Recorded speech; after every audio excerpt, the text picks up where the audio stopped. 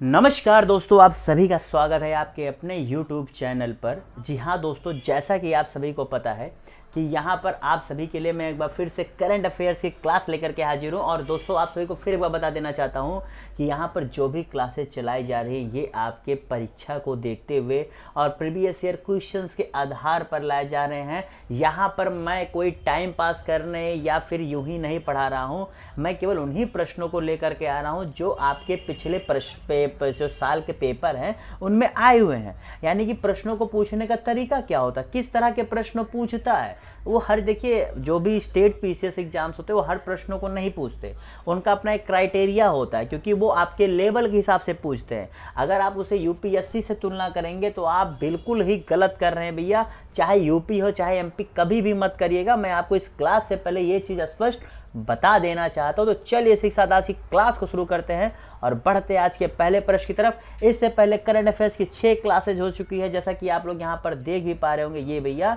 और यहाँ पर देखिए आधुनिक भारतीय इतिहास की 3 क्लासेज हो चुकी हैं। चौथी आपको सुबह, देखिए ये जो आधुनिक भारतीय इतिहास है इसकी सुबह 8:30 बजे और करंट अफेयर्स की ये जो है शाम को 8 बजे देखने को मिलती है। तो ये क्लासेस देखिए और अपने दोस्तों को शेयर करिए। और देखिए साथ ही साथ मैंने यहाँ पर प्ले लिस्ट भी बनाई हुई है जहाँ पर आप लोग क्या प्रीवियस ईयर क्वेश्चन पेपर भी देखने को मिलेंगे। यूपी वालों के लिए अभी केवल ये जो है उपलब्ध है, बाकी अन्य राज्यों का भी धीरे धीरे ऐसी तैयारी की जा रही है। तो भैया आप लोग जरूर से जरूर देखिए, अपने दोस्तों को शेयर करना ना भूलिए। चलिए भैया आज के पहले प्रश्न की तरफ बढ़ते हैं जो रहा आप लोगों के स्क्रीन पर। जी भैया पहला प्रश्न है यहाँ पर। चलिए सभी लोग फटाफट जुड़ गए हैं तो लाइक कर दीजिए, अपने दोस्तों के साथ शेयर जरूर कर दीजिएगा, ठीक है। हाँ, क्लास स्टार्ट होने से पहले एक इंपॉर्टेंट चीज़, अगर अभी तक मेरे इस यूट्यूब चैनल को सब्सक्राइब नहीं किया हो, ठीक है। देखिए भैया अभी एक चीज़ पता है क्या, 60% ऐसे छात्र हैं जो क्लास तो देख रहे हैं लेकिन सब्सक्राइब नहीं कर रहे, ठीक है। 60% ऐसे छात्र जो देख रहे हैं लेकिन सब्सक्राइब नहीं कर रहे हैं। क्यों भैया? अगर आप सब्सक्राइब नहीं करोगे तो आपको जो इस क्लासेज की अन्य जो होती हैं उसकी नोटिफिकेशन नहीं मिलेगी। तो नोटिफिकेशन के लिए आपको मेरे इस यूट्यूब चैनल को सब्सक्राइब करना पड़ेगा। और साथ ही साथ अगर क्लास अच्छी लगे आप लोग के लिए, देखिए आपको क्या लगता है ये प्रश्न ऐसे ही मिल जाते हैं भैया 2 से 3 किताबों को पढ़ने के बाद। जी भैया, मार्केट में 2 से 3 किताबें जो आती हैं उनको पढ़ने के बाद, प्रीवियस ईयर क्वेश्चंस को देखने के बाद आपके तब यहाँ पर ये प्रश्न मैं लेकर के आता हूँ, ठीक है। अगर आपको लगता है कि यूं ही मैं कुछ कर रहा हूँ तो आप जितने पढ़ाए जा रहे हैं, देखिए आजकल ये कमाने का बहुत बड़ा जरिया है आईएएस पीसीएस की तैयारी कर रहे जो छात्रों से, ठीक है। लेकिन यहाँ पर मैं चीज़ें फ्री लेकर के आ रहा हूँ और बहुत ही चुनिंदा चीज़ों को आप खुद पेपर में देखेंगे कितना जरूरी है। ये थोड़ा सा मैं स्टार्टिंग में ज़्यादा बोल दिया, सॉरी, लेकिन ये बोलना जरूरी था क्योंकि आप लोग क्लास देख रहे हैं लेकिन सब्सक्राइब नहीं कर रहे हैं, इसलिए मुझे ऐसा करना पड़ा, ठीक है। तो चलिए भैया, उम्मीद है आप लोग सब्सक्राइब करेंगे। चलिए आज के पहले प्रश्न की तरफ शुरुआत करते हैं और क्लास के अंत के बाद ये अब कोई चर्चा होने वाली है। तो खुबानी के सबसे बड़े उत्पादक राज्य कौन सा है? खुबानी मतलब अंग्रेजी में से एप्रिकॉट कहते हैं। क्या एप्रिकॉट? एप्रिकॉट का कौन सा, हमारे भारत में कौन सा राज्य जहां पर जो है इसका सबसे अधिक उत्पादन देखने को मिलता है? दरअसल भैया अभी एप्रिकॉट न्यूज में इसलिए रहा, दरअसल एप्रिकॉट एक ये होता है, मैं आपको बता देना चाहता हूँ, एक सेकंड रुक जाइएगा। हाँ चलिए, तो देखिए भैया एक एप्रिकॉट होता है जैसा कि आप लोग जानते हैं रैक्सी, RAKTSEY, रैक्सी और कार्पो, रैक्सी कार्पो, और ये क्या है एप्रिकॉट। इसे अभी हाल ही में जो है जीआई टैग मिला है, ठीक है। इसे अभी हाल ही में जीआई टैग दिया गया है, ठीक है। तो इसीलिए ये न्यूज में था। अब कौन सा भैया, ये अगर आप टैग देखेंगे तो ये उसी राज्य का है जहां पर सबसे अधिक उत्पादन होता है, तो लद्दाख है। जी भैया, इसे अभी जीआई टैग मिला है और ये सबसे अधिक आपको लद्दाख में ही जो है देखने को मिलेगा, ठीक है।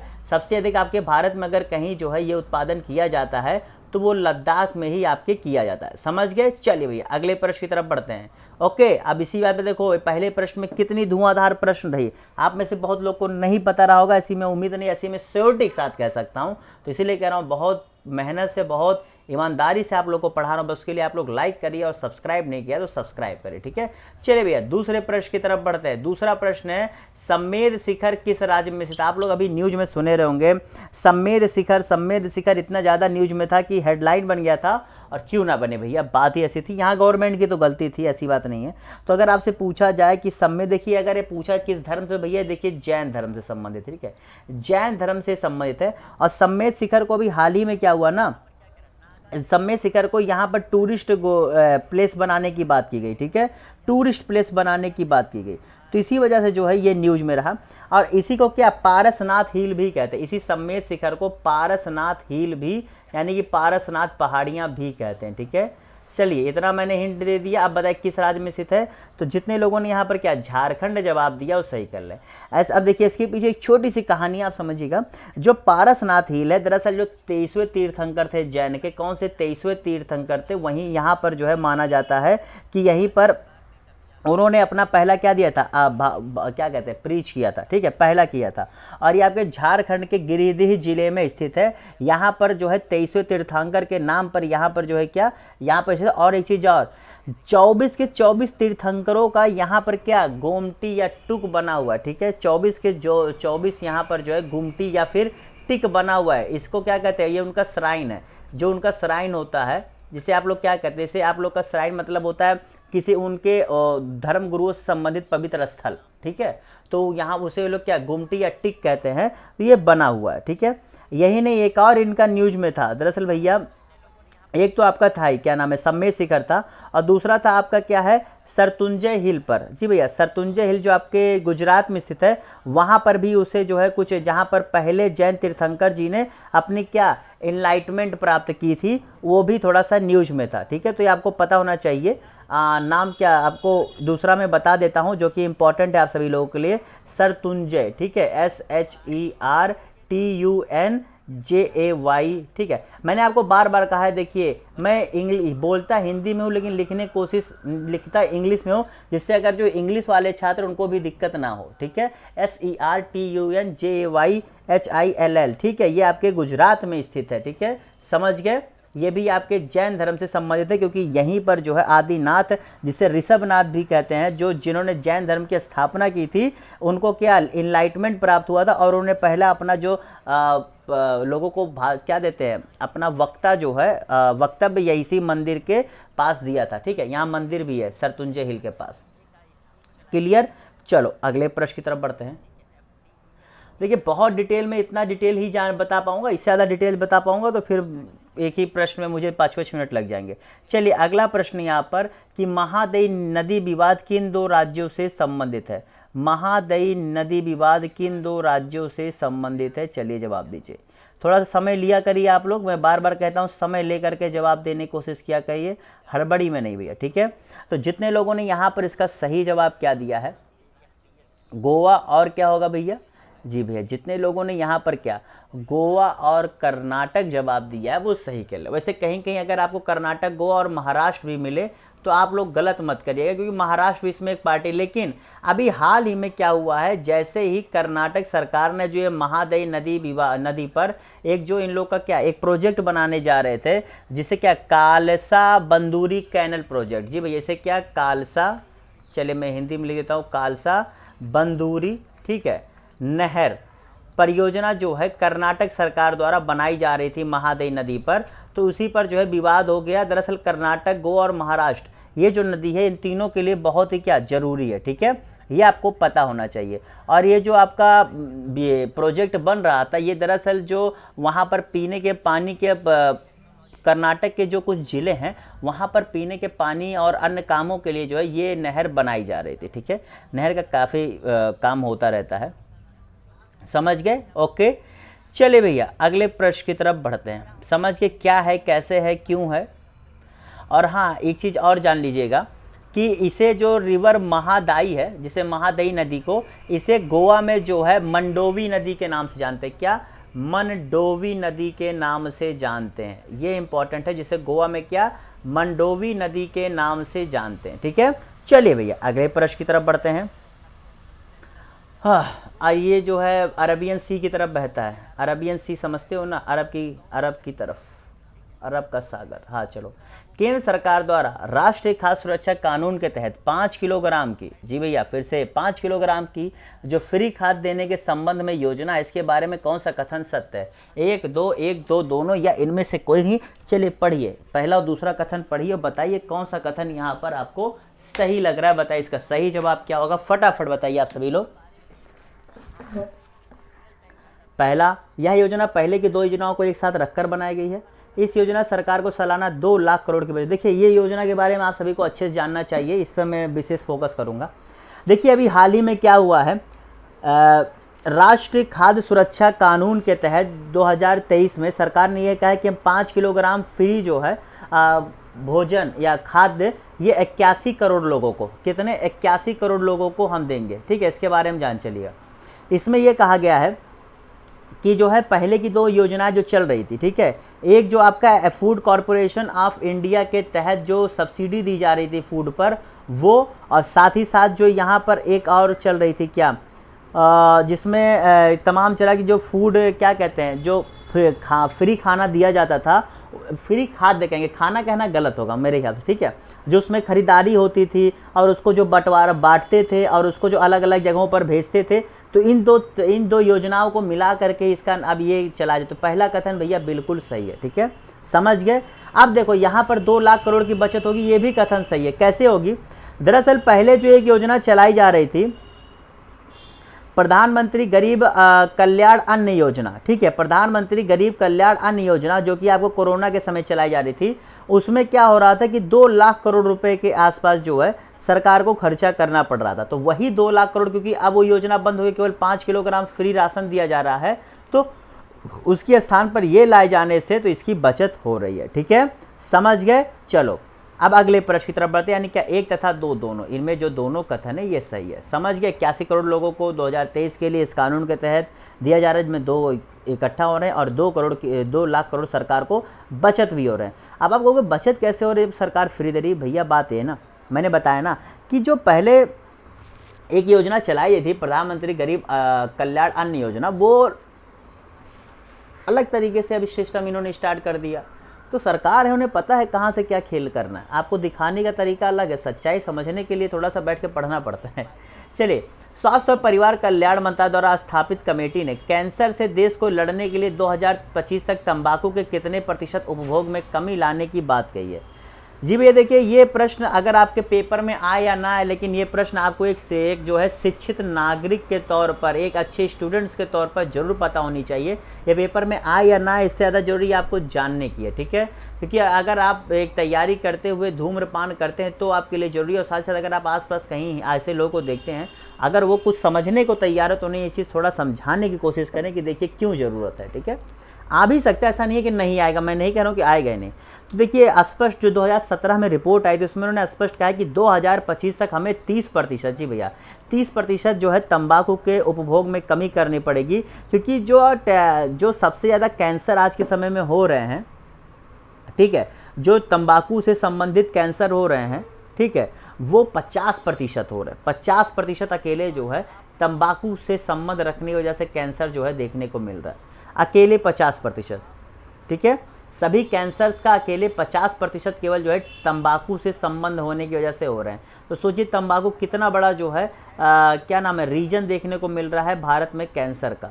तो समझ गए। चलो अगले प्रश्न की तरफ बढ़ते हैं। और तंबाकू को भारत में लाए कौन थे भैया? पुर्तगाली लाए थे। चलो अगले प्रश्न की तरफ बढ़ते हैं। केंद्र सरकार द्वारा मंजूरी दिए गए राष्ट्रीय हरित हाइड्रोजन मिशन के संबंध में कौन सा कथन गलत है? चलो गलत पूछ रहा है, बताइए। ये भी भैया न्यूज़ में था, आपको पता होना चाहिए कि भैया ग्रीन हाइड्रोजन मिशन जो है केंद्र सरकार ने बड़े धूमधाम से और काफ़ी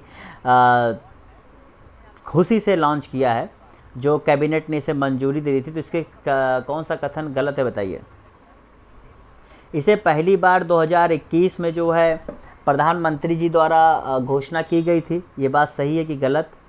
चलो, इस योजना का प्रमुख लक्ष्य भारत को हरित हाइड्रोजन का वैश्विक हब बनाना है। चलो तीसरा है 2035 तक 125 गीगावाट की गैर पारंपरिक ऊर्जा उत्पादन के लक्ष्य को पूरा करने में। और हाइड्रोजन मुख्यतः 3 प्रकार के होते हैं। तो बताइए इसमें कौन सा सही है? देखिए भैया जितने लोगों ने यहाँ पर इसका सही जवाब किया गलत है, तो ये भैया 2000 यहाँ पर 25 तक, ठीक है, 2025 तक यहाँ पर 125 गीगावाट, कितना? 1 मिनट 2025 है कि 2030 है? मेरे ख्याल से मैं भी कुछ गलत तो नहीं बता रहा हूँ। 1 मिनट 2030 होगा मेरे ख्याल से, ठीक है।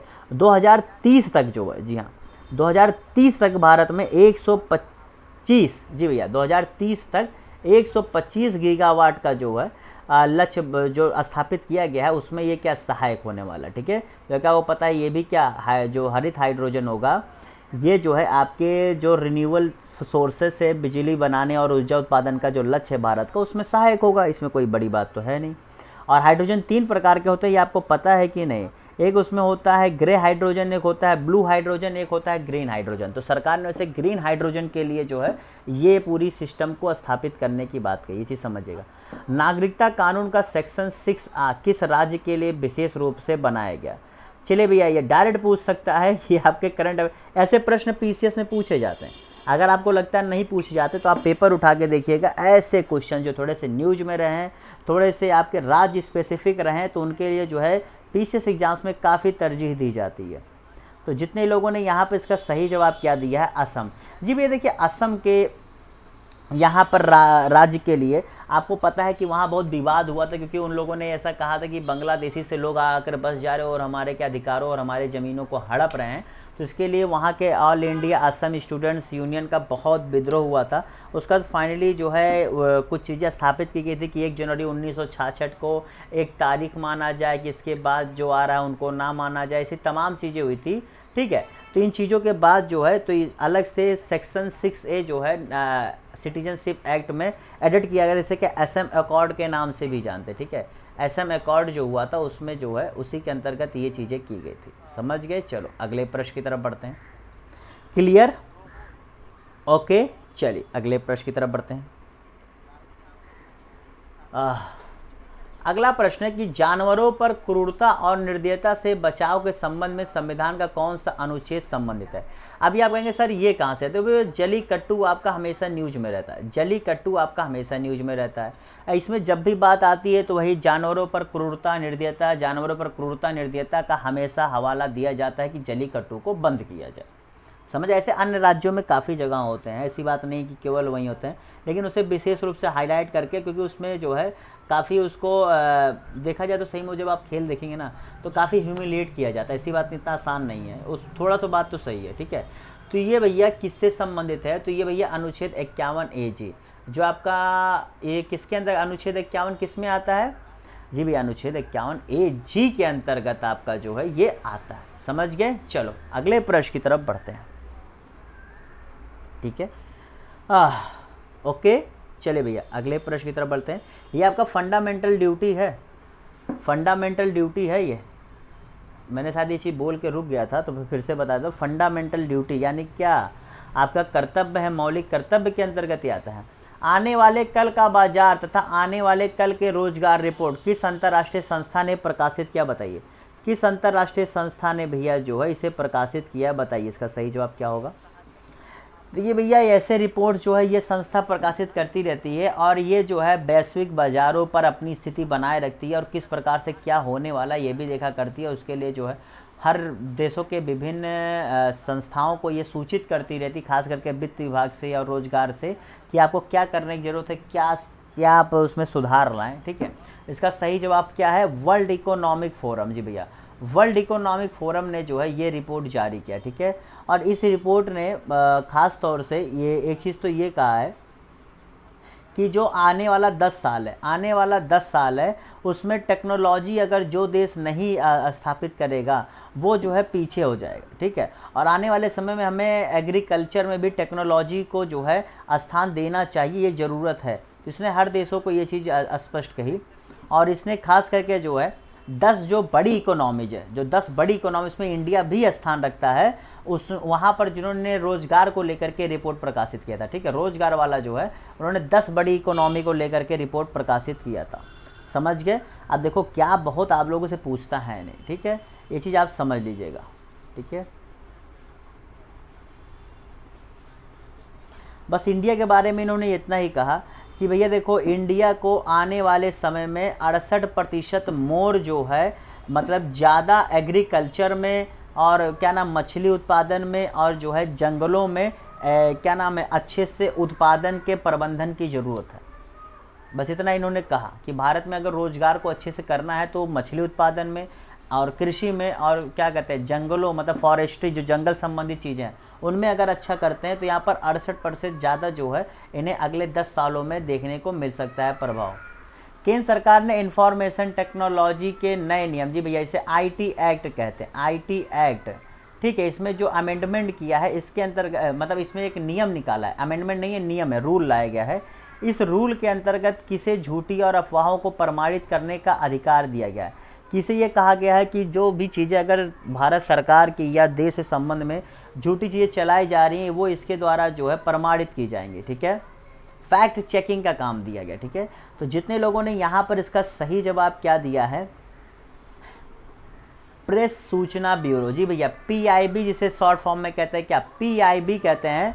तो पीआईबी को जो है ये अधिकार दिया गया है। दरअसल जितने भी सोशल मीडिया प्लेटफॉर्म्स हैं वहाँ पर जो है ये जो अफवाहें फैलाई जाती हैं, सोशल मीडिया प्लेटफॉर्म्स के लिए स्पेशली तरीके से बता रहा हूँ, जितने सोशल मीडिया प्लेटफॉर्म्स उन पर जो ये झूठी अफवाहें फैलती हैं।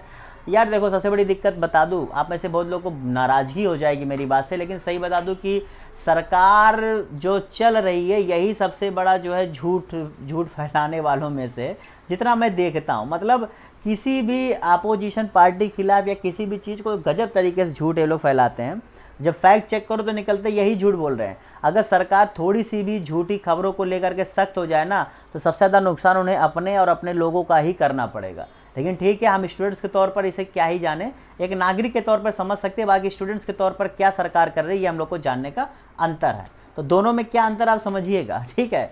इसीलिए मैंने क्या बोला और क्या पढ़ाया, दोनों में अंतर है, समझ गए। चलो, स्वर्णिम त्रिभुज और गोल्डन क्रिसेंट क्षेत्र किस उत्पाद के लिए विशेष रूप से संबंधित है। चलिए बताइए भैया, ये जो है आप देखते होंगे, ये आप जीके का प्रश्न मान लीजिए, क्योंकि ऐसे प्रश्न आप लोग के भैया काफ़ी पूछ लेता है पीसीएस में, ठीक है। तो बताइए क्या होगा।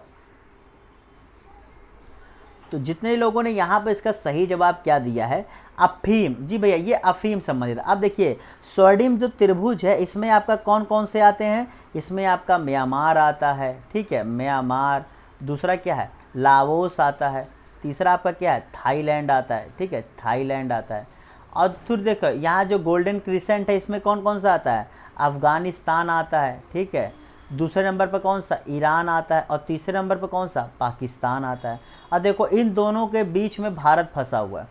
चाहे आप जो इधर ये आपके कौन से, ये आपके पूर्वी साइड है, ये आपके पश्चिमी साइड है, और इनके बीच में जो है आपका भारत फंसा हुआ है, क्योंकि दोनों जगहों से अफीम का भैया अच्छा खासा है और भारत के जरिए काफ़ी स्मगलिंग होती रहती है। आप कहेंगे कि आपको क्या पता किस तरह से होता है, देखते नहीं पंजाब के बॉर्डर्स पर आपको ढेर सारे देखने को मिलते हैं। चलो, वर्ल्ड इकोनॉमिक 2000 फोरम 2023 के वार्षिक मीटिंग की थीम क्या थी। चलो भैया यहाँ पर थीम पूछा जा रहा है, 2021 में या 22 में थीम पर 1 से 2 प्रश्न पूछे गए थे, यूपी वालों के लिए बता रहा हूँ, ठीक है। बताओ क्या थी भैया थीम, फटाफट जवाब दीजिए।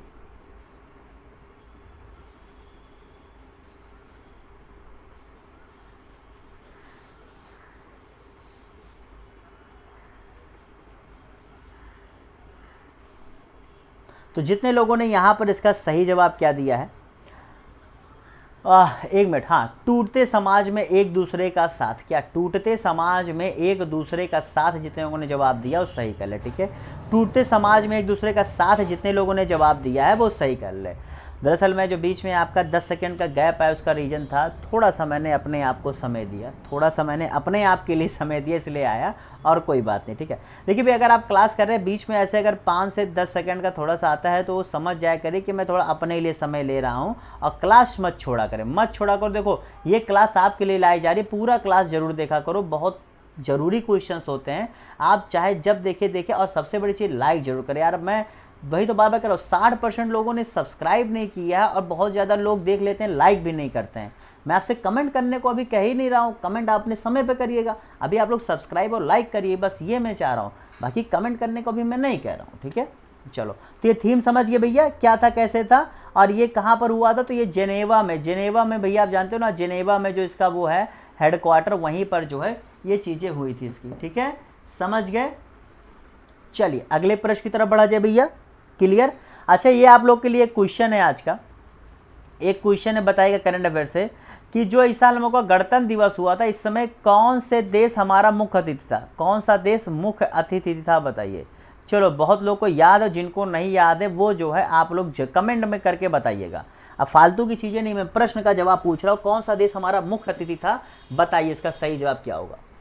ये प्रश्न भी आ सकता है भैया, ऐसे प्रश्न आए हुए थे प्रीवियस ईयर, पेपर उठा के पढ़ो आप लोग अगर नहीं आपको विश्वास हो रहा है। ऑपरेशन पंजा तलवार किन दो देशों के युद्ध से संबंधित है? चलिए बताइए, ऑपरेशन पंजा तलवार किन दो देशों के युद्ध से संबंधित है, बताइए।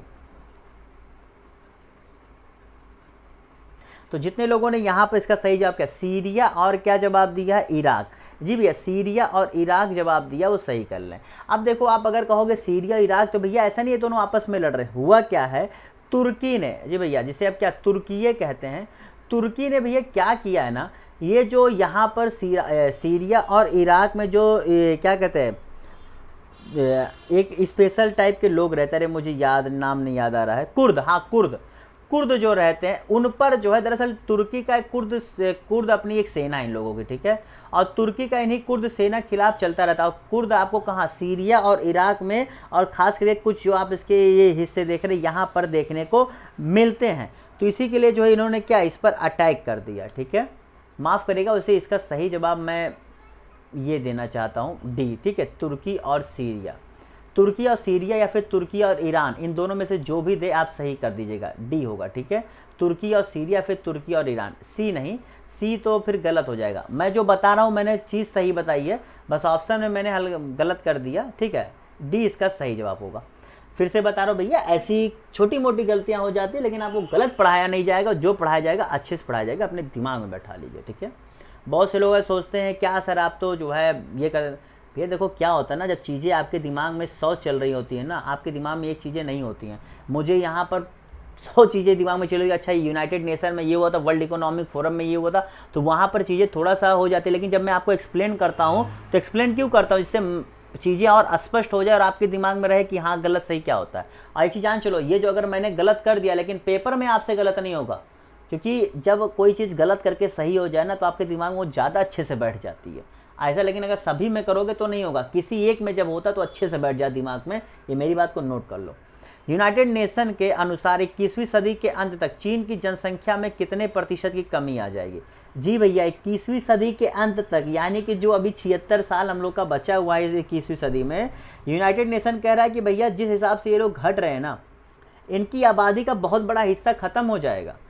क्योंकि ये अभी देख रहे हैं, क्योंकि इन्होंने ये कहा है कि 2040 तक जो चाइना की जो क्या नाम है उम्र है, एवरेज उम्र, वो उनका 1/4, चाइना की पूरी जनसंख्या का 1/4 जो हिस्सा लोग होंगे वो 65 साल या उससे प्लस के हो चुके होंगे। मतलब 2040 तक 1/4 लोग 65 उससे ज़्यादा के हो चुके होंगे। तो सोचिए, तो इसका सही जवाब 45%। जी भैया, उन्होंने ये बताया है कि 21वीं सदी के अंत तक 45% इनकी जनसंख्या में कमी आ जाएगी। उसका कारण पता है क्या होगा? एक तो 1 चाइल्ड पॉलिसी लाए थे, ऊपर से यहाँ कोरोना में बहुत ज़्यादा मृत्यु हो गई। अब देखो, इतनी सब दिक्कतों के बाद एक होता ना, जब आदमी ज़्यादा पढ़ लिख लेता है, आप लोग अपने भारतीय समाज में भी देख रहे होंगे, मैंने आपको बताया कि इंडिया की मॉर्टिलिटी रेट और क्या नाम है, जन्म दर, फर्टिलिटी रेट कितना कम होता जा रहा है, देखो ना। तो होता क्या, जब आदमी ज़्यादा पढ़ा लिखा हो जाता है तो 1 बच्चे 2 बच्चे के बाद वो बहुत ही कम और एक में ही संतुष्ट हो जाता है। कुछ तो ज़्यादा पढ़ लिख लेते हैं, वो तो खुद कहते हैं कि बच्चे क्या ज़रूरत, किसी को अडॉप्ट कर लेते हैं, ठीक है, क्योंकि वो अपनी खुद की ज़िंदगी में काम में इतने उलझे होते हैं। ऐसा भी होता है, अगर आपको विश्वास ना होता है, ठीक है, होता है। तो 1-2 बच्चे के बाद नहीं चाहते हैं। तो इस हिसाब से जब इसीलिए ना 2.0 2.1 किसी भी देश के लिए मिनिमम, अगर इससे कम जाओगे तो यही चीन जैसा हाल आपको देखने को मिलेगा। कहने के लिए बहुत तेज़ी से बढ़ रहा था, लेकिन आज क्या हालात है कि उसको अब सब बता रहे हैं, भैया थोड़ा सा सुधार लाओ, थोड़ा सा बच्चे पैदा करो, समझ रहे हो। चलो अगले प्रश्न की तरफ बढ़ते हैं। अगला प्रश्न, SDG 14 के लिए भारत ने क्या लक्ष्य निर्धारित किया? अब SDG 14 आपका किससे संबंधित है? SDG 14 आपके संबंधित है जो समुद्र के नीचे जल जीवन है, मतलब समुद्र के नीचे जो जीवन है, यानी कि जलीय जीवन से संबंध है। तो बताइए इसके सही जवाब क्या होगा? समझ गए ना? तो बताइए इसके संबंध में कौन सा लक्ष्य निर्धारित किया है भारत ने? इसका सही जवाब क्या होगा? केवल एक, केवल दो, एक तथा या दो, दोनों? बताइए कौन सा होगा?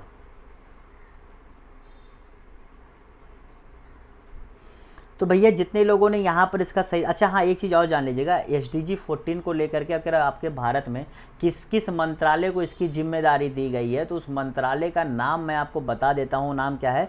क्या नाम है?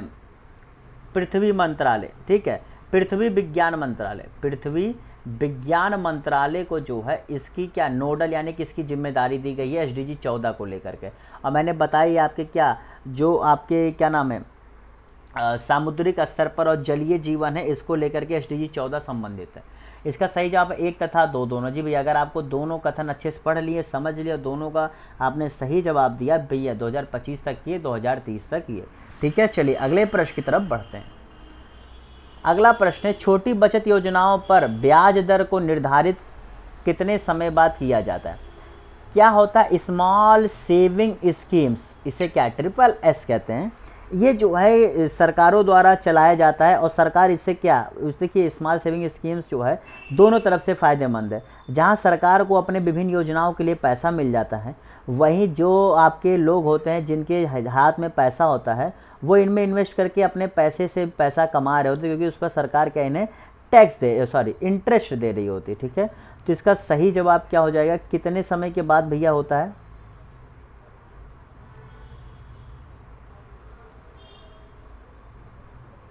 तो जितने लोगों ने इसका सही जवाब क्या दिया, क्वार्टर माने क्या, 1/4, 4 महीने बाद, हर 4 महीने बाद भैया देखिए इसका जो है ब्याज दर निर्धारित होता रहता है। अब ब्याज दर निर्धारण किसके आधार पर होता है, तो वो देखिए उतना डिटेल में अगर आप जाएंगे तो फ़ायदा नहीं है, लेकिन ये जान के चलिए कि वो जो गवर्नमेंट बॉन्ड्स होते हैं, ठीक है, ये जो गवर्नमेंट अपने बॉन्ड्स बेचती है उससे जो है इनका संबंध होता है। उसके आधार पर जो है, जैसे गवर्नमेंट बॉन्ड पर जितना % दिया जा रहा है उसके तुलनात्मक दृष्टि में जो है उसी के आधार पर स्मॉल सेविंग स्कीम्स पर जो है ब्याज दी जाती है। अभी हाल ही में सरकार ने थोड़ा सा ब्याज दर बढ़ाया है स्मॉल सेविंग स्कीम पर, लेकिन असलियत में है कि वो जो ब्याज दर बढ़ा रहे हैं आपके महंगाई को देखते हुए, और जो ब्याज दर सरकार क्या नाम है बैंक बढ़ा रहे हैं, उन दोनों की तुलना में कम है। अब आप कहेंगे सर ये ऐसा क्यों है, तो देखो माय डियर, हुआ ये है कि अभी जैसे पिछले 2 क्वार्टर से तो सरकार इस पर बढ़ा रही है, लेकिन आप जान रहे हो कि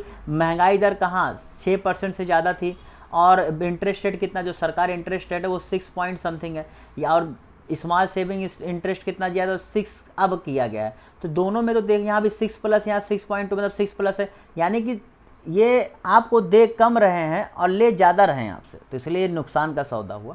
चलो इससे ज़्यादा नहीं जानेंगे वरना समय चला जाएगा। अगला प्रश्न है, खेतों में यूरिया का प्रयोग किस पोषक तत्व की कमी को पूरा करने के लिए होता है? खेतों में यूरिया का प्रयोग किस पोषक तत्व की कमी को पूरा करने के लिए होता है? चलिए जवाब दीजिए। तो जितने लोगों ने यहाँ पर इसका सही जवाब क्या दिया है, नाइट्रोजन। जी भैया, नाइट्रोजन की कमी को पूरा करने के लिए जो है यहाँ पर यूरिया का प्रयोग किया जाता है। और देखिए आपको पता है ना, एक फॉर्मूला याद रखिएगा जो आप लोग के बहुत काम आएगा, हो सकता है ये जीके का भी क्वेश्चन आपके लिए बन सकता है, कि नाइट्रोजन, फास्फोरस और एनपीके ये जो है सही होता है कितना, 4-2-1।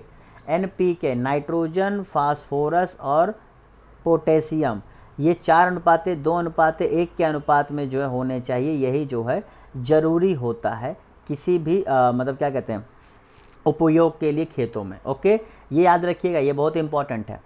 अगला प्रश्न यहाँ पर, फुकुशिमा ऊर्जा प्लांट जापान के किस आइलैंड में स्थित है? चलिए बताइए इसका सही जवाब क्या होगा। अरे क्या हो गया, अभी तो मैंने सही बनाया था। चलो देखते हैं, फुकुशिमा ऊर्जा प्लांट जापान के किस आइलैंड में स्थित है बताइए। आपको पता है कि जापान क्या है, जापान को आप ऐसे देखेंगे तो ऐसे बिखरा सा ऐसा है, ठीक है, ऐसे है, यहाँ पर ऐसे पतला सा, फिर यहाँ चौड़ा, फिर यहाँ के ऐसे पतला सा, तो यहाँ पर उसमें मिलते हैं। ठीक है, बताइए किससे संबंधित है, इसका सही जवाब क्या हो जाएगा?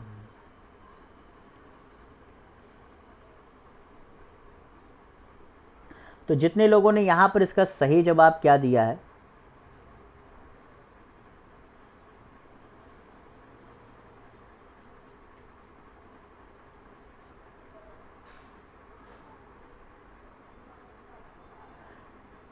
जितने लोगों ने यहाँ पर क्या होन्सू जवाब दिया, होन्सू जवाब दिया, वो सही कर ले। देखिए भैया, उसमें सबसे ऊपर क्या होता है, सबसे ऊपर आपका होकाइडो होता है, उसके बाद आपका क्या होन्सू होता है, उसके बाद आपका कौन सा आता है, सिकोकू आता है, क्या सिकोकू, ठीक है, सिकोकू आता है, और सबसे नीचे आपका कौन सा आता है भैया, क्यूसू, सबसे नीचे आपका क्यूसू आता है। सियोल तो है ही नहीं उसमें, ठीक है, मतलब ये आपके जान होता है। समझ गए। चलिए अगले प्रश्न की तरफ बढ़ते हैं। आप फुकुशिमा ऊर्जा प्लांट पूछ रहे हो, तो भैया ये न्यूक्लियर पावर प्लांट था जिसमें पानी जो है छोड़ने की बात की जा रही थी। तो ये आपको पता होना चाहिए कि यहाँ से इस तरह से भी प्रश्न पूछे जा सकते हैं, ठीक है। अगले प्रश्न की तरफ बढ़ते हैं। अगला प्रश्न यहाँ पर कि प्रतिवर्ष 22 मार्च को मनाया जाने वाला विश्व जल दिवस 2022 की थीम क्या थी, बताइए। विश्व जल दिवस की थीम क्या थी, चलिए बताइए इसका सही जवाब क्या होगा। तो जितने लोगों ने यहाँ पर इसका सही जवाब क्या दिया, जी भैया जितने लोगों ने यहाँ पर, देखिए जल दिवस हर साल 22 मार्च को मनाया जाता है, ठीक है। और इसका इस 2022 का क्या था, भूमिगत जल छिपे हुए को भी दिखा देता है। जी भैया अंग्रेजी में कहेंगे ground water making the invisible visible, मतलब जो छिपा हुआ होता है उसे भी वो दिखा देता है, ठीक है। अगर आप देखो ये आपका जो है 2023 का ये है, ये 2022 का मैंने बताया, तो 23 का ये है परिवर्तन में तेजी। जी भैया परिवर्तन में तेजी आपके 2023 का है, और 22 का क्या है, भूमिगत जल छिपे हुए को भी दिखा देता है। अंग्रेजी में क्या, ground water making the invisible visible, ठीक है। चलिए अगले प्रश्न की तरफ बढ़ते हैं। अगला प्रश्न है थुलाल नृत्य किस राज्य से संबंधित है, बताइए। थुलाल नृत्य किस राज्य से संबंधित है, चलिए जवाब दीजिए। इसका सही जवाब क्या हो जाएगा, कर्नाटक, केरला, तमिलनाडु, आंध्र प्रदेश। इसका सही जवाब क्या हो जाएगा, चलिए बताइए भैया फटाफट जवाब दीजिए। इसका सही जवाब क्या हो जाएगा, किस राज्य से ये संबंधित है। दरअसल ये बहुत ही इस स्पेशल टाइप का है डांस, और इसमें जो है अगर आप देखेंगे तो ये बहुत कम लोग को इसमें सही बताओ तो पता भी होगा, मैं क्यों झूठ बोलूँ। ये आपका सही जवाब है केरला, ठीक है। केरला से संबंध रखता है। इसे ओथन थुलल भी कहते हैं, अंग्रेजी में मैं लिख दे रहा हूँ ओट्टन ओट्टन, ठीक है, थुलल, ओट्टन थुलल भी इसे जो है कहते हैं। ये केरला से संबंध रखता है। और ये जो आपके मलयालम पोएट थे, क्या नाम था इनका, कंचन नाम्बियार, इन्होंने जो है इसे 18वीं सदी के आसपास जो है किया था। और ये जो आपका नाट्य शास्त्र नहीं होता है, ये कुछ नाट्य शास्त्र के सिद्धांतों जैसा होता है, ठीक है, नाट्य शास्त्र के सिद्धांतों जैसा। अब इससे ज़्यादा अगर आप जानना चाह रहे हो तो यकीन मानो आप गलत कर रहे हो, क्योंकि इससे ज़्यादा आप इसमें पूछेगा नहीं, ठीक है। चल गए। कथकली के जैसा भी कुछ ये होता है, नाट्य शास्त्र और कथकली के जैसा, कथकली के जैसा ये थोड़ा सा इसमें परफॉर्मेंस दी जाती है, ठीक है। चलो अगले प्रश्न, मतलब मेकअप वेकअप थोड़ा ऐसा ही होता है। केंद्र सरकार ने चेराइदो मैदाम्स को, जी भैया चेराइदो मैदाम्स को यूनेस्को के वर्ल्ड हेरिटेज सेंटर में नामांकित करने का फैसला किया, यह किस राज्य में स्थित है, बताइए। चलिए बताइए भैया, ये जो आप देख रहे हैं ये इसे जो है केंद्र सरकार ने फैसला किया है कि इसे जो हम यूनेस्को का वर्ल्ड हेरिटेज सेंटर होता नहीं है, उसमें हम इसे क्या करेंगे, नॉमिनेट करेंगे। मैंने आपको बताया था ना कि इसमें काफ़ी चीज़ें होती हैं, मैंने आपको पिछली क्लास में बताया कि जब नॉमिनेट राज्यों द्वारा किया जाता है, फिर उससे क्या, फिर उसमें से कुछ को जो है जो यूनेस्को होता है वो अपनी टेंटेटिव लिस्ट में शामिल करता है, फिर उनमें से कुछ को जो है वो क्या अपनी लिस्ट में फाइनली सबमिट करके उसे एक्सेप्ट करता है। तो ये प्रोसेस फाइनली इसको लेकर के स्टार्ट हो गया। तो बताए इसका सही जवाब क्या होगा।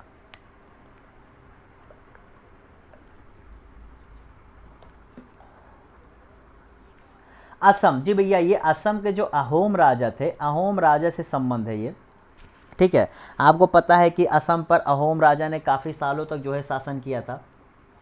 और ये जो है उन लोग के पहले क्या होता था, पहले अहोम राजा जो है अपने लोगों को यहाँ पर ऐसे जैसे मिस्र में पिरामिड नहीं बनता है उसी टाइप में ले जा कर के दफना देते थे। बाद में इन्होंने हिंदू कल्चर अपनाया था और लोगों को मतलब से हिंदू कल्चर में जला देते हैं और करने लगा था।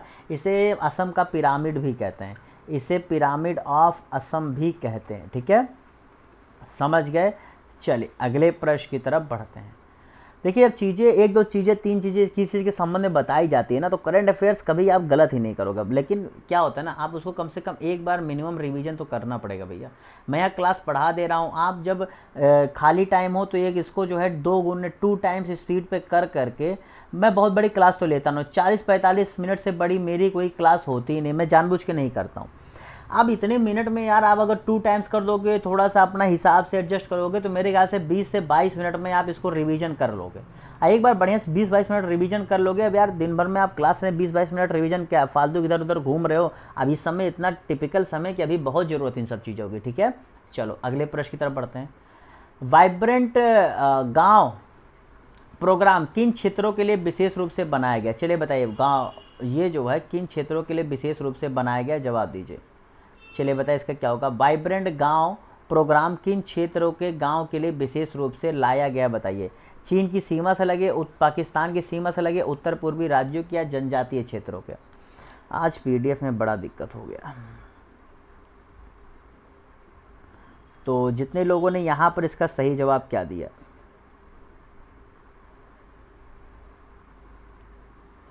हाँ भैया, जितने लोगों ने यहाँ पर इसका क्या जवाब दिया, चीन की सीमा से लगे। चीन की सीमा से लगे जो गांव है, गृह मंत्रालय ने जो है इसको स्पष्ट रूप से कहा है कि गृह मंत्रालय द्वारा जो है ये प्रोग्राम लाया गया है। इसमें कहा गया कि देखिए जो चीन की सीमा से लगे जितने भी आपके गांव हैं उनको जो है विशेष रूप से डेवलप किया जाए, जिससे उनको सारी सुविधाएं मिल सके, और साथ ही साथ जब हमें युद्ध स्तर पर किसी चीज़ की ज़रूरत पड़े तो ये गांव की भी पूर्ति हमें करने में दिक्कत ना हो। ठीक है, तो उन्होंने ये जो है अपना पूरा प्रोग्राम रखा हुआ है। इसका नाम क्या है, vibrant village program, vibrant village program. ठीक है, इसे VVP भी कहते हैं, समझ के। चलो अगले प्रश्न की तरफ बढ़ते हैं, ठीक है ना भैया। चलो अगले प्रश्न की तरफ बढ़ा जाए। अगला प्रश्न यहाँ पर कि जल पर पहला ऑल इंडिया वार्षिक, ठीक है, राज्य मंत्री कॉन्फ्रेंस कहाँ पर आयोजित किया गया। ये देखिए भैया पहला था इसलिए इम्पोर्टेंट और हो जाता। तो चलिए बताइए इसका सही जवाब क्या हो जाएगा।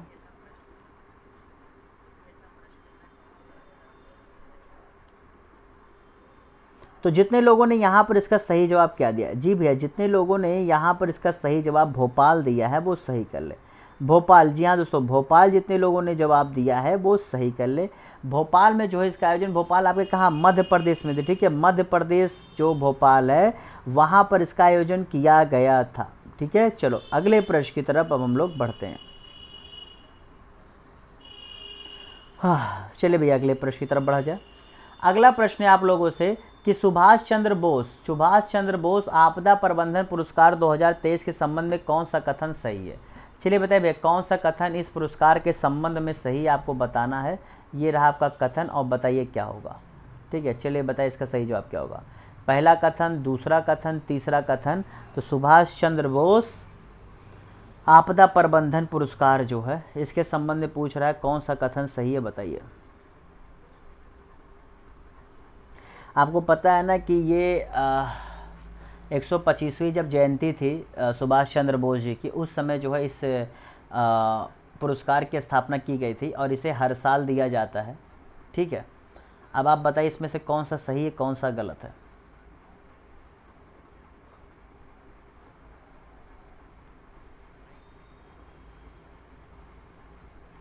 तो भैया जितने लोगों ने सही है में इसका सही जवाब क्या दिया है,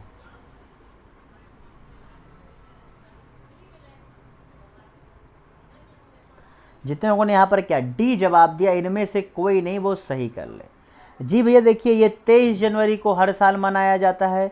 इस साल का जहाँ ओडिशा राज्य प्रबंधन अथॉरिटी को मिला है, वहीं दूसरा जो है मिजोरम के, जी भैया मिजोरम के, आपको क्या नाम है, मिजोरम के लुंगलेई फायर स्टेशन को मिला है। क्या, लुंगलेई फायर स्टेशन को मिला है। ठीक है, फायर स्टेशन, दरअसल जो आग लगी थी उस आग पर काम पाने के लिए वहाँ पर भी लगा है। ओडिशा राज्य में जो तूफान आया था उसके लिए मिला है।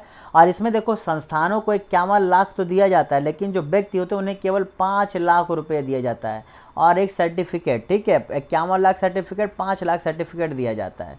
तो 23 जनवरी को प्रति साल जो है दिया था, 125वीं जयंती पर इसकी स्थापना की गई थी। समझ गए, क्लियर। चलो भैया अगले प्रश्न की तरफ बढ़ते हैं। ठीक है,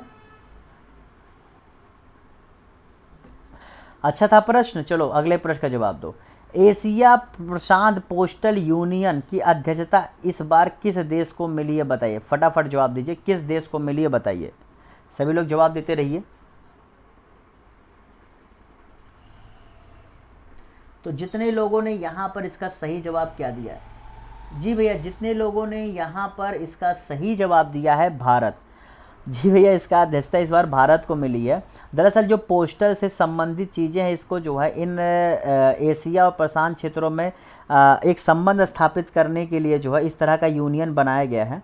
और इसका हेडक्वार्टर अगर आपसे पूछा जाए तो बैंकॉक थाईलैंड में है, ठीक है, बैंकॉक थाईलैंड में। और इसमें जो है 32 देशों का ये एक यूनियन है, 32 देशों का यूनियन जो एशिया और प्रशांत महासागर के आसपास जो है स्थित है। और ये अगर देखा जाए तो ये यूनाइटेड नेशन के एक एजेंसी के रूप में काम करती है, ठीक है। ऐसा नहीं है कि ऐसे, ये यूनाइटेड एजेंसी की एक स्पेशल एजेंसी के रूप में ये काम करती है, ठीक है। चलो अगले प्रश्न की तरफ बढ़ते हैं। अगला प्रश्न है, साइक्लोन प्रथम अभ्यास किन दो देशों के मध्य हुआ था? साइक्लोन प्रथम अभ्यास किन दो देशों के मध्य हुआ था? चलिए भैया फटाफट जवाब दीजिए, बताइए क्या होगा। अब देखिए भैया, अब तो बोल सकता हूँ कि इतनी अच्छी क्लास अच्छी लग रही हो तो लाइक कर दो कम से कम।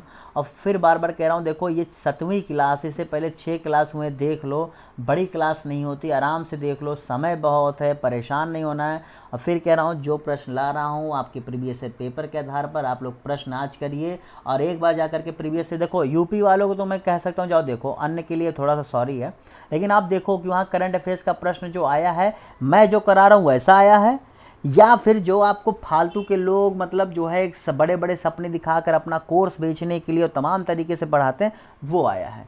आप एक बार खुद देखिएगा फिर मुझे बताइएगा।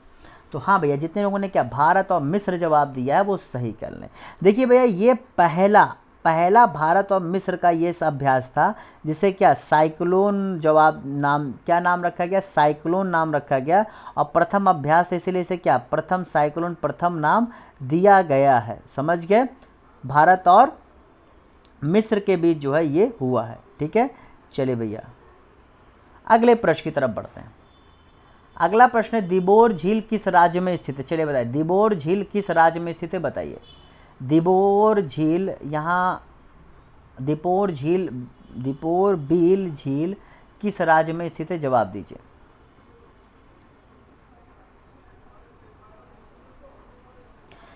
दरअसल अभी हाल ही में जो है ये उस राज्य का रामसार साइट में भी स्थित है। चलो इतना हिंट दे देता हूँ, रामसार साइट में भी स्थित है, जिसको याद होगा तो पता ही है। तो भैया आपके असम में, ठीक है, असम में है। और देखो हुआ क्या है, दरअसल जो कॉरिडोर बन रहा था उस राज्य में, तो वो जो है इसी दीपोर झील के बाउंड्री यानी कि सीमा से जो है लग करके जा रहा था। तो इसी को जो है असम की कैबिनेट ने फाइनली वहाँ पर जो हाथियों के लिए कॉरिडोर बन रहा है उसको मंजूरी दी है। तो ये इस झील से होकर के जा रहा है, तो ये न्यूज में था, तो मैंने कहा आपको पता होना चाहिए, ठीक है। और हाँ ठीक, चलिए अगले प्रश्न की तरफ बढ़ते हैं। और इससे संबंध में और क्या ही, ये जो है इसके बारे में एक दो चीज़ें और हैं क्या, कि जो आपका दीपोर बिल झील है ये रामसर साइट है और इसे इको सेंसिटिव जोन के रूप में घोषित किया गया है। और साथ ही साथ इसमें क्या बर्ड सेंचुरी भी है, यहाँ पर एक क्या पक्षियों का अभ्यारण्य भी है, पक्षी अभ्यारण्य भी यहीं पर है, ठीक है। चलो अब अगले प्रश्न की तरफ बढ़ते हैं। अगला प्रश्न यहाँ पर कि भारत में स्वदेशी रूप से निर्मित मोबाइल ऑपरेटिंग सिस्टम का नाम क्या है, बताइए। चलिए भैया बताइए, काफ़ी इंडिया के लिए गौरव की बात है कि ऐसा फाइनली हम लोग, अब पता है यार, मैं एक रिपोर्ट पढ़ा था, उस रिपोर्ट में यही कहा जा रहा था कि देखिए हमारे भारत की जीडीपी में बहुत बड़ा हिस्सा आपके सिस्टम क्या नाम है आईटी का है, लेकिन पता है आईटी में आपकी जनसंख्या का मात्र 0.8% लोग ही क्या रोजगार पाते हैं, ठीक है। बहुत बड़ी आबादी जो है पीछे है। तो यानी कि, और पता है जो आपको लगता है कि इंफॉर्मेशन टेक्नोलॉजी में काम करने वालों को पैसा बहुत मिलता है, लेकिन असलियत में पता है उनसे कंपनियां जितना, अगर किसी को 1 लाख दे रही है ना, तो कंपनी उस व्यक्ति से अपना 8 से 10 गुना पर एम्प्लॉय वो कमाती है। सोचिए कंपनियों को कितना फ़ायदा होता है, लेकिन आपको तो तनख्वाह से मतलब है ना, इसीलिए जो है लोग कंपनियों में काम करने से ज़्यादा उस मुनाफे को देख करके अब स्टार्टअप और खुद का बिजनेस स्थापित करने की तरफ बढ़ते हैं। मतलब वो पार्ट टाइम जॉब भी करते हैं और अपना जॉब करते हुए पार्ट टाइम स्टार्टअप का भी दिमाग में लेकर आते हैं। तो इसका जितने लोगों ने क्या BHAROS जवाब दिया है, क्या BHAROS जवाब दिया है वो सही कर ले। ये भारत में देखिए भैया पूरी तरीके से डेवलप की गई है और भारत के लिए बहुत ही क्या खुशी की बात है कि भारत ने फाइनली जो है अपना एक ऑपरेटिंग सिस्टम बना दिया है। अब देखते हैं कि कब जो है ये आपके भारत में मोबाइलों में देखने को मिलता है। मेन तो बात ये होती है, आ जाए तो उससे क्या ही बहुत अंतर पड़ेगा, ठीक है। शब्द फोटोवोल्टिक फोटोवोल्टाइक्स किससे संबंधित है बताइए। शब्द फोटोवोल्टाइक्स किससे संबंधित है, जवाब दीजिए। छत के ऊपर बने सोलर प्लांट से, पानी में तैरते सोलर प्लांट से, तैरते पानी से बनने वाली बिजली, या फिर इनमें से कोई नहीं। चलिए बताइए भाई इसका सही जवाब क्या होगा।